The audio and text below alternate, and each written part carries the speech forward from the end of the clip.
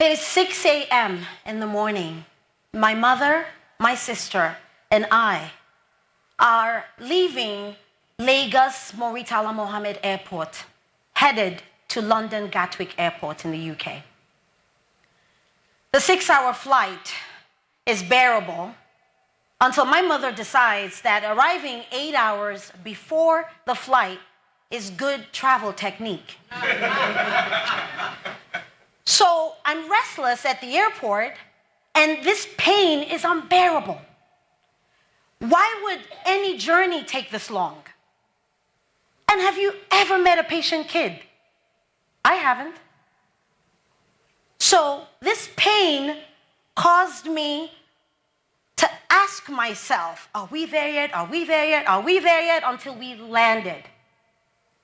My father, a polyglot, who speaks Yoruba, Igbo, Hausa, English, and French fluently, always charmed everyone everywhere he went. And I always wanted to be like him. So after this painful flight, when we land in the UK, I'm testing the waters of what I can do as his daughter. I turn to my sister and I echo in a British accent, "Would you give me tea and biscuits for 50, please?" This was my reward, and it was the first time that I associated pain with reward. Shortly after that, we met a Mr. Tolsiani, an Indian friend of my mother. And he was a great cook.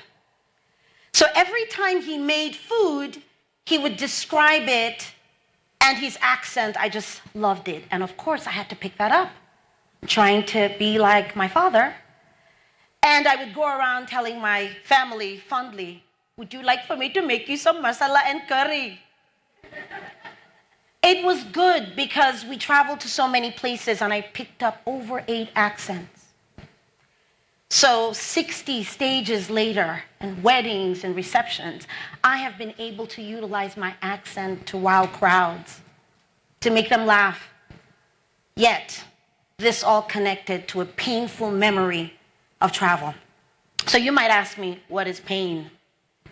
And why is it relevant for growth? Well, the next phase of my life, I would experience transformative pain in my marriage. I was in a domestic abuse marriage. That's hard to say because it's a delicate topic. But I experienced pain in this as a different format as an adult. And I kept looking for its purpose. Because somehow that child had always associated that with pain, something good was going to come out of it. 2 things happened while I was in this marriage. I felt joy when I had good relationships with my children. And when I mean relationships, I mean time. I mean bonding time. I mean trips, fishing, travel like I did as a child, baking from scratch Saturday mornings, watching movies on the ceiling, utilizing our projector, because that way we could fall asleep watching a film. These were the joyous things that came out during this painful marriage. I was ashamed of my abuse. I felt like everyone saw it. I would walk into the store and maybe they saw abused on my forehead. Didn't share with friends and family, and I really didn't go anywhere because I didn't want anyone to ask me, "Well, what's that? Where'd you get that scar from? What's on your face?" I thought if I hid it, I could hide the pain as well. But it continued to torment me until after I left the marriage. Shortly after that, I was invited to speak at a youth group through my church. And they asked, can anyone tell us something about marriage, something that can help with, less friction in marriage? And I had something to share, something from my side of the story. Eventually, I started helping women who had experienced domestic abuse. And that was a shocker because I never thought that my pain would empower anyone else. I recall being asked to do a book after we made a film. The film was easier because we combined stories of what young people shouldn't do when getting into relationships. So what they should look out for if someone has a temper, so they could avoid domestic abuse. So we did research, talked to psychologists, and put together a wonderful film. But the book was painful because I had to dig into this place. I had to remember when he choked me by the neck and my feet were dangling and my kids said, "Put mom down, please." But what I didn't realize, but that was my power. Let me say that again. What I didn't realize was that that was my power.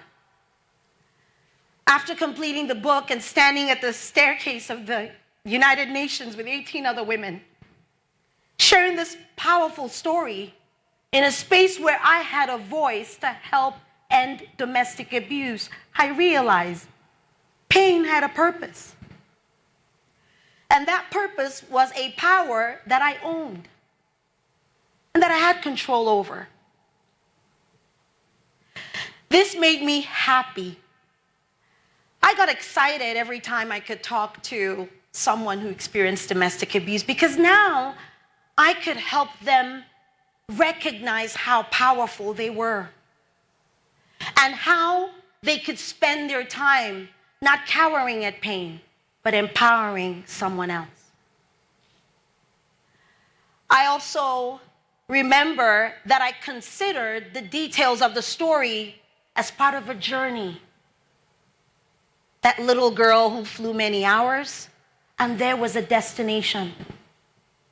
And whatever that destination was, I was part of the author, so I could write it.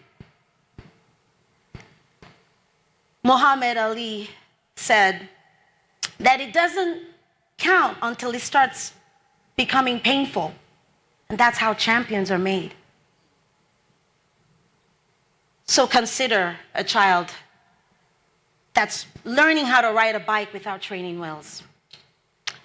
And the parent is holding on, trying to help them until the parent lets go. And that inevitable fall happens. But this fall leads to the mastery of bike riding. And in childbirth, the labor pain, each of it, bringing forth a new baby. These are the steps that pain leads us to, and pain that we must embrace. I want to leave you with something that's important to do. First, take out the time to grab a pen and a paper and make out 2 columns. On the left side of one of the column, let me say that again. On the left side of the column, title pain. On the right side of the column, title it purpose. Write down the pain and then assume its purpose, because therein lies a glimpse of hope.